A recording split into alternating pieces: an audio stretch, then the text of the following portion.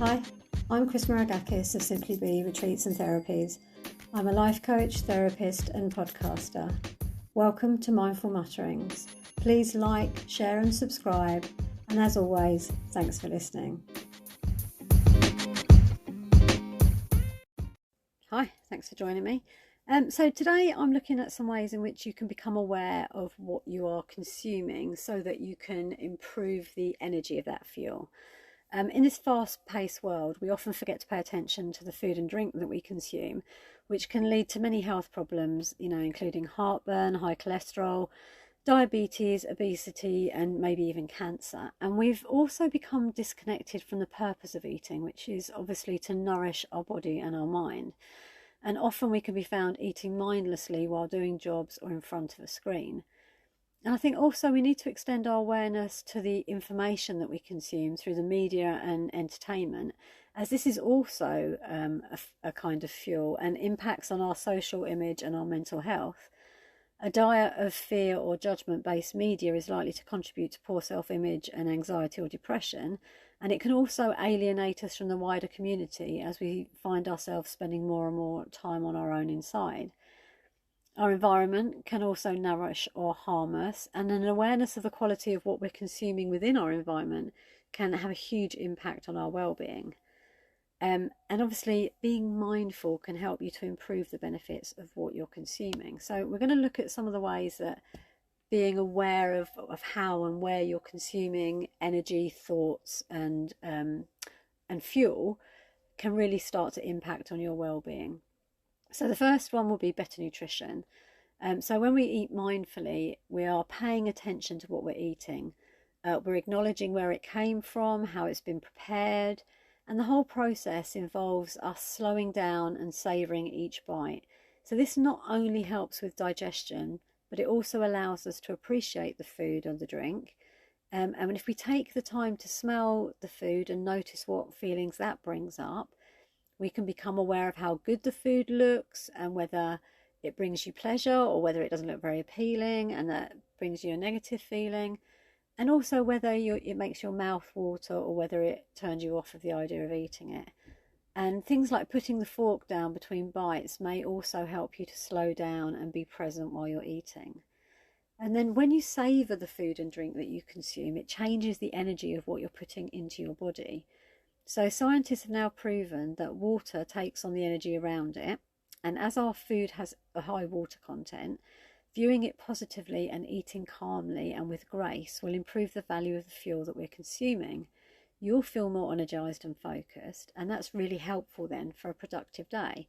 So mindful eating is probably the quickest and easiest change that you can make to your life to improve the quality of what you're putting into your body. And number 2, reducing stress. So eating and drinking mindfully and choosing what we consume through the media can also help us to reduce stress. And when we're stressed, the body produces cortisol, which is great in the short term as it helps us to manage high-risk situations.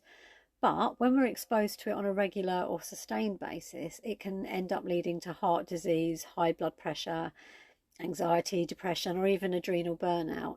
And it can also hamper digestion and nutrient absorption. So when we slow down and we enjoy the process of food preparation and consumption, we relax.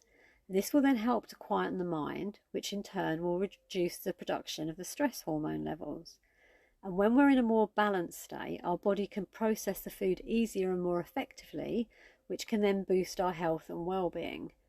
And in a similar way, when we become aware of emotional triggers in the media that we consume, we can begin to identify those arenas that cause us to feel unworthy or depressed, fearful, and if not stopping interacting with them altogether, we can aim to have more balance in our consumption so that we have a more balanced intake of information for our brains to process.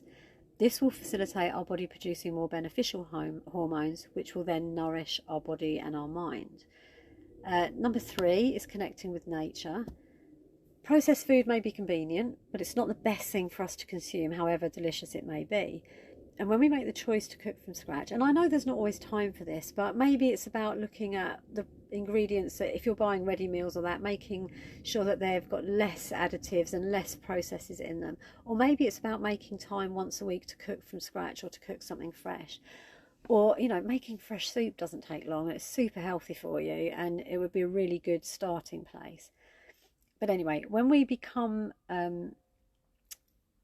make the choice to cook from scratch, when we're buying organic or we grow our own food, we have the opportunity to connect with nature through our ingredients, especially if we eat seasonal foods, because it helps us to become aware of the cycles of the seasons.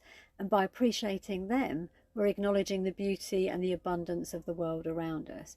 And it also helps to give us an understanding that nothing lasts forever. These fruits and these fruits are only in season for a short time, and they should be cherished and appreciated.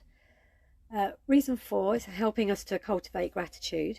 So when we're mindful of the food and drink we consume, it can also become an act of gratitude.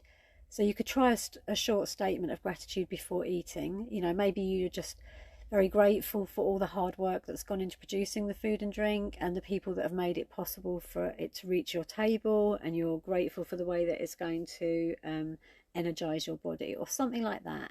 And not only does that switch your mindset, but as we spoke earlier, it also changes the vibration of the water content in the food. Number 5, promoting healthy habits. When we're conscious of what we're consuming, we're more likely to make healthier choices. So when we become more aware of the impact of our choices and the effect they have on our body and our well-being, we can then see how our diet and our demand for produce impacts on the environment. And this awareness hopefully encourages us to make more conscious decisions as we become more aware of sustainability. We're then maybe more likely to support local farmers and shops, reduce waste, and maybe make choices that are better for the environment in the first place. And when we view the media in this way, and we're very mindful of what we're consuming from the media and how much of our time is being consumed by it, we can work to reduce that. And you can try little things like maybe try leaving your phone in another room for the evening, or using apps that monitor your usage, or maybe even put your phone down and read a book instead of having the TV on, or playing a game on your phone. Pay attention then to how you feel with less technology in your life, and you'll start to see where it really works for you to have those spaces. And obviously we all need technology now, but it's about creating that balance and being aware of how we use it. Number 6, building connections. Food and drink brings people together, and it can help us to feel connected and build a sense of community.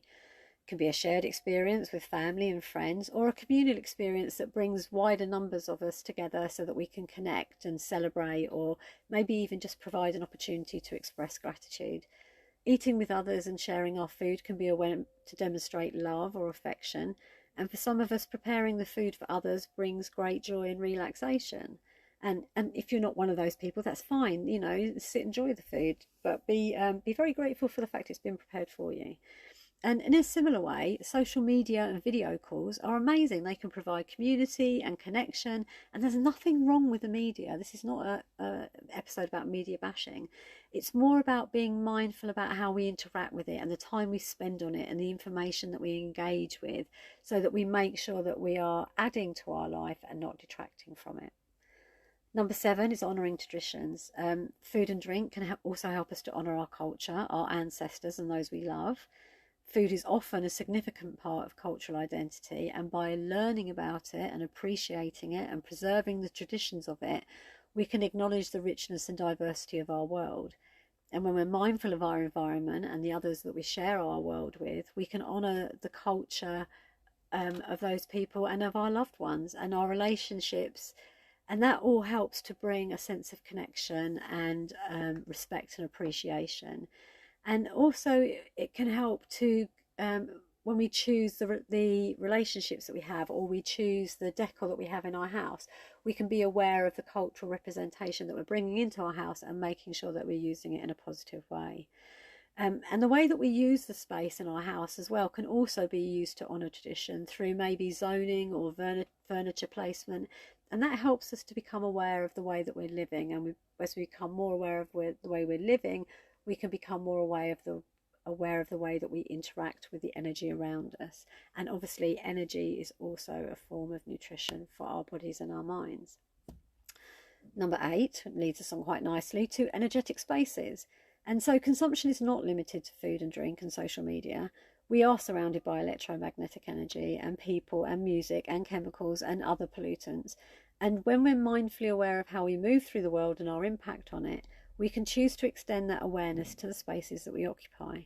So maybe you could introduce crystals to reduce the electromagnetic energy in a space, open windows daily to increase the circulation of energy and improve the air quality, reduce the amount of chemicals that you have for personal care, and when cleaning or freshening your environment, look at ways of doing it more naturally and avoid bringing even more chemicals into your home. You may also want to look at the people that you associate with to see if their values and behaviours align with yours. For those people that don't add to your life, you can begin to reduce time spent with them or even walk away from them. You do not have to stay in toxic relationships. It doesn't matter who they are. If you can walk away, then it is obviously better to walk away than stay in something that is abusive towards you. And also music has a huge impact on our well-being and can also impact on the physiology of our body. And by choosing what type of music we surround ourselves with, we can alter our mood and help ourselves to stay well. And the plants that we bring into our space can also affect our energy, and the music that you play them can help them thrive or cause them to keel over. So choose your music well. Number 9 is about cultivating self-care. So when we become aware of what we're consuming physically, spiritually, emotionally or intellectually, it is an act of self-care. Being mindful itself is an act of self-care, and it encourages us to slow down, to be present and appreciate what is available to us. It offers us the opportunity to identify, challenge and change those habits that are not working for us. And through taking care of our body and our mind and what we consume, we can live healthier and happier lives. And then reason number 10 is just because our bodies and our minds are a great gift. We are spiritual beings living a human experience, and we want to thrive. And the more that we thrive, the more that those around us thrive, and we can be more productive and more positive members of our communities. So being aware in every aspect of what we consume can really, really help us to cultivate really good relationships, to use top quality energy to refuel our body, to have harmonious environments to live in, and through that everyone will benefit. So like I said, being mindful of what we consume is essential for our physical, mental and emotional well-being. But also by being mindful and appreciative and conscious of our choices, we can also model cultivating healthy habits, building communities and honouring traditions. It's a very small mindset tweak that can make a huge difference in our lives and the world around us. So, as always, I hope you found this interesting and useful. Please like, share and subscribe to this podcast. And let me know how you get on with any of them. I'd really love to hear from you. So you can contact me through my website, simplybe.org.uk. And as always, thank you very much for listening. I hope you'll join me for the next one. Take care. Bye.